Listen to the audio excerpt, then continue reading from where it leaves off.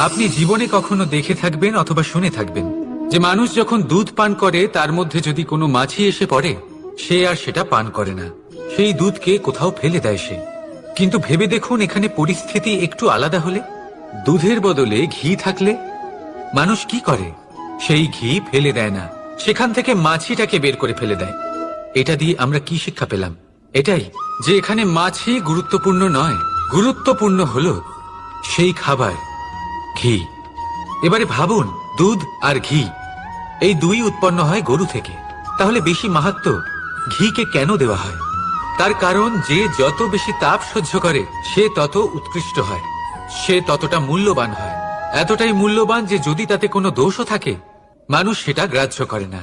তাই মনে রাখবেন, এই পুষ্টি অপুষ্টি এ শুধুই নামমাত্র, কিন্তু পরিশ্রম করা, সংঘর্ষ করা, তাপ সহ্য করা